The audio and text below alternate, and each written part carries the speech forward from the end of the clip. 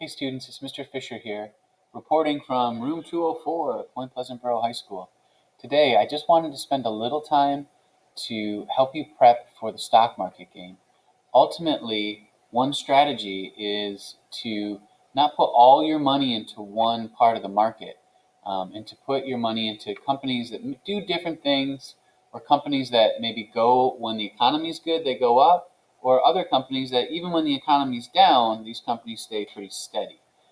Yahoo makes it pretty easy to look at the companies based on what we call industries, and I want to show you that. So if you notice, I'm on the Yahoo Finance page, and if you go to these umlauts, big word, fancy word, and click on industries, instead of looking at 5,000 or 6,000 companies at once, we can divide it by kind of what they do, and there's always overlap, but this is just one way to look at or screen the stocks. Now, when I clicked on industries, it brought me here. And by default, it went to basic materials. And those are like mining companies and stuff. Dow makes chemicals, DuPont makes chemicals, Ecolab. These are like a lot of chemical companies. Not that exciting. Let's go and see how to do a search in here.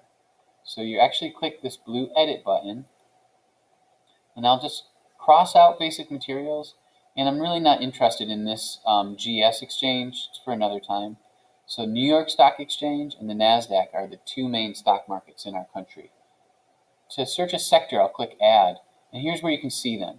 So this is really important that you start to utilize looking at companies based on what they do. So healthcare is going to be very different from technology.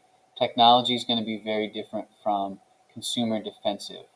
And I think I'll start with consumer defensive. Imagine that the economy is not doing very well. These are going to be companies that make things that people need no matter what, like cereal companies, stuff you'd buy at the grocery store. So like cereal, soap, toothpaste, stuff like that. So I'll click on consumer defensive, and I'll hit find stocks. Hopefully it worked. It still says in the top I'm on basic materials, but okay. This didn't really work, and I don't know why. So I'm going to refresh the page.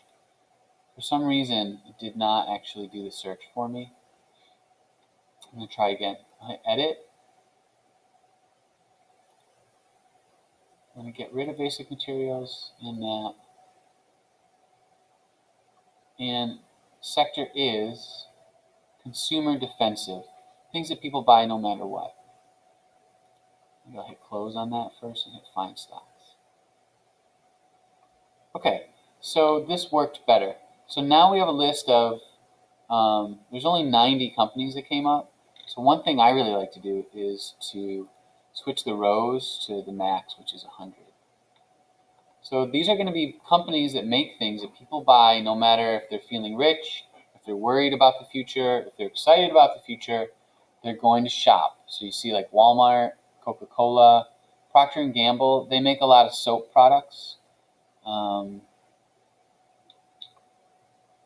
Beer company, tobacco company, there's Target. Colgate-Palmolive, they make a lot of soaps. They make your toothpaste probably. Kimberly-Clark, paper products. So paper towel, toilet paper, things that people are going to buy no matter what. Here's General Mills. They make cereal. Hershey Company, people still want candy. Clorox, Kroger is a grocery store. So I think you get the point. Tyson, they make chicken. So those are consumer defensive. So if I just want to stick with those companies, I have a great way to look at them and compare them. This is like a mini version of the stock quote that you've seen in class before. Let's try one more. I'm going to X that out. I'm going to refresh it because it hasn't always worked. So here we are, refreshed. It went back to basic materials. I clicked edit. Is it going to work? I'll X that out. I'll add what I want. And I saw it blank, went blank down there. That's a good sign. And let's do the other way. Let's look at companies that are cyclical. So when the economy is going up and people are feeling good about it, they go out and buy things like new cars and iPhones and stuff like that. They're not like the staples of everyday life. And with any luck, I I keep Xing that one out. Doesn't really matter. I'll hit find stocks. Okay, so a lot more results. 2,800 of these. And you might see some overlap, but you'll also see some that are new. And I really don't think it worked right. So I'm going to refresh it. The reason I say that is I see so many banks in here. Maybe I'm wrong. I'm going to try again.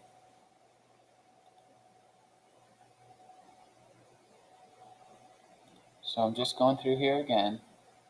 I'm going to do consumer cyclical. I was just really surprised by those results.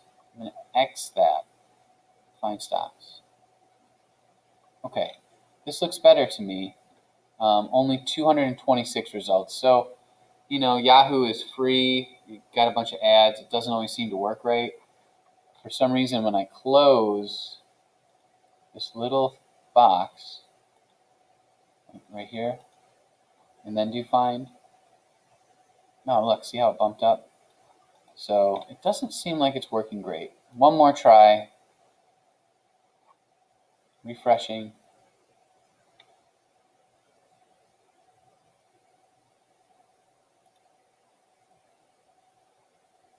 Close this. I'm going to go back to consumer cyclical, hit the X, and hit find stocks. Now I got 357, but these look right.